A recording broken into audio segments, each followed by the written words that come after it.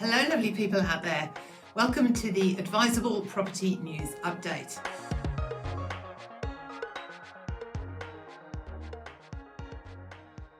Now you know that we give you the best commentary and content on our channel. So before I do anything else, please let me just ask you to subscribe to our YouTube channel here, hit the notification bell so that you're getting all our expert hints and tips around buying, owning and investing in property as soon as I post them. And if you are enjoying the free content and you're finding it useful, please click on the all-important like button down there too. When you do that, YouTube will recommend the video to other people, and I really appreciate that support. So as always, I just really quickly like to explain why I'm here talking to you about property buying, owning and investing. I am actually a property professional by day and YouTuber by night.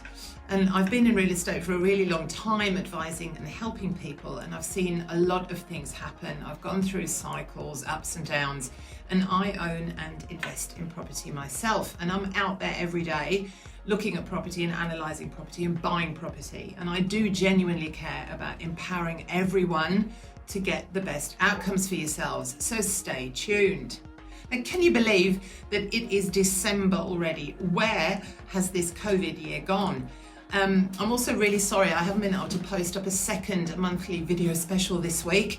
Would you believe I have actually been super busy doing my day job and being at that property coalface for real.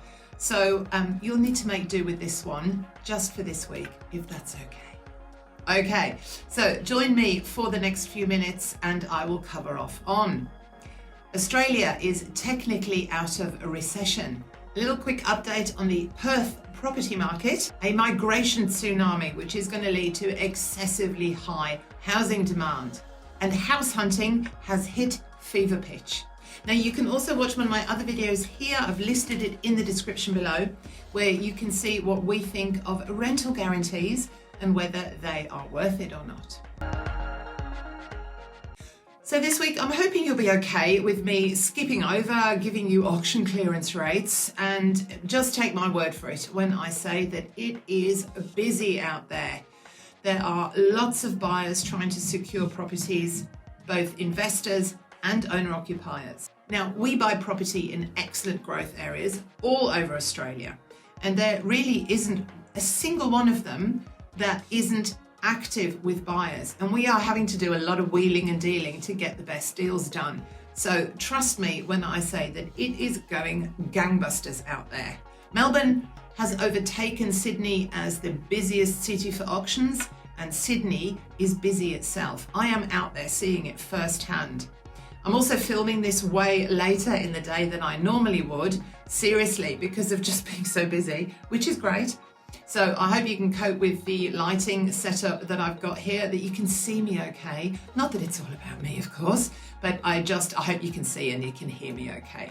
Okay, so according to the latest gross domestic product figures from the Bureau of Statistics, Australia emerges from recession with those GDP figures showing the economy growing for the first time this year. Australia's economy grew 3.3% in the September quarter, but in the year to September 2020, GDP declined 3.8%, as reported by the ABC News this week. The September quarter growth came after a 7% economic contraction in the 3 months through to June, which is the worst fall on record, which confirmed Australia had entered a technical recession due to the COVID pandemic.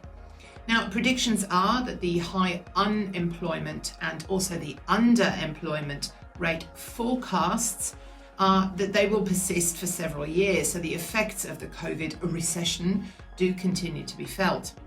CommSec's chief economist said that the growth meant Australia was technically out of recession. The textbook definition of a recession, as I'm sure we all know, is 2 consecutive quarters of economic contraction. But the economist said that this definition was not perfect and failed to take into account the societal impact of recession, especially on the labour market. However, Based on this definition, Australia has emerged from the recession and the outlook for growth is really encouraging. Not surprisingly, hedging his bets as ever. The Federal Treasurer, Josh Frydenberg, said that there was a reason to take hope in the latest numbers, but said that Australia was not out of this crisis yet. Technically, the recession is over, but the recovery is not. We all know this. The economic indicators are positive. That being said, this is a very challenging time, he says, and there's a lot of ground to make up. Also, our Reserve Bank Governor, Philip Lowe, said that he expected positive GDP growth in the current quarter as well. So, given these developments, we are now expecting GDP growth to be solidly positive, he says, in both the September and the December quarters. And then next year, their central scenario is for the economy to grow by 5% and then 4% over 2022. So, making some observations about the Perth market. The residential vacancy rate across the city declined again and slightly in October. The Real Estate Institute of Western Australia noted that October's residential vacancy rate in Perth is slightly lower than September's, and it's now sitting at 0.95%, which is close to the 40-year low of 0.8%, which was reached in 2007. So as vacancy rates come closer to this 40-year low, investor lending activity remains at low levels, with demand for investor finance 70% lower than at its peak. However, this Real Estate Institute also said despite the vacancy rate squeeze and low interest rates being on offer, the market still lacks any significant response from investors. Now, when you think about it, that might have something to do with the fact that WA shut itself off from the rest of the country with its hard border closure due to COVID. And so many investors have assumed that Perth is not open for business. Many buyers and investors like to inspect the property that they're buying, would you believe? And when this is made impossible, it's going to put people off. The Real Estate Institute of WA has welcomed recent indications from the WA government that it would not be extending emergency tenancy laws, noting it as critical that investors get back into the market. So open up for us then. Otherwise, there will be a significant increase in the demand for public housing, obviously, because people need somewhere to live. And when investors aren't there, what are you going to do? The Real Estate Institute of WA found that there were only 2,786 properties listed for rent on rewa.com.au by the end of October. Now, that is a staggering 53% less than the year prior. Perth's median rent has increased by $25 to $375 a week when compared to 2019 data. Still, the WA capital remains the cheapest capital city to rent across Australia and is largely overlooked by investors, as we've said before. And I think I will do a special property report on Perth very soon. Population experts out there say that we are due for a migration tsunami, which will lead to extremely high housing demand. So while immigration from overseas is stagnant at the moment, the return of Aussies who've been living overseas is compensating somewhat. So returning expats can now return home even sooner under the federal government's expanding quarantine processing in Darwin, which is set to process around 1,000 expats a month.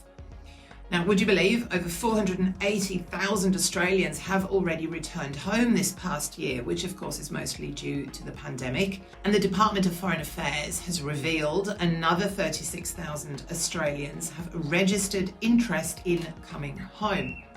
Now, since 2015, keep in mind that between students, migrants, skilled migrants, business migrants, Australia gets about 1 million people per year coming into the country who have property needs.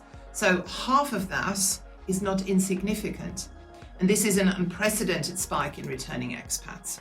According to the ABS, the 2018-19 financial year saw Australia's population increase by 239,000 people due to more permanent net overseas migration. The amount of returning expats alone has already exceeded this. Experts predict that millions of prospective future Aussies are waiting in the wings to relocate home as soon as possible, seeking to flee countries that have escalating health or political risks. Now, keeping it all in the same theme, I think, house hunting has hit fever pitch in Australia amid a remote working revolution, according to research by the comparison website Finder. Its survey reveals that 1 in 5 are looking to purchase a property in the next 12 months. Now, that is the equivalent to 3.8 million people planning to buy real estate in the near future. CoreLogic data shows that regional property values are continuously outperforming those in capital cities. We've reported on this over the past few weeks consistently. An increasing number of city slickers seek out a tree change while they are working from home. The results indicate that a post-pandemic housing boom is on the horizon. Finder's research found that more males than females have their sights on buying property. Interesting. Around a third of millennials, 32%, are hoping to enter the market. Please don't forget to subscribe to our channel, leave me a comment below, tell me the kind of content that you'd like, and don't forget to just quickly hit that like button too. I really, really appreciate all that support, and I will see you really, really soon. Bye.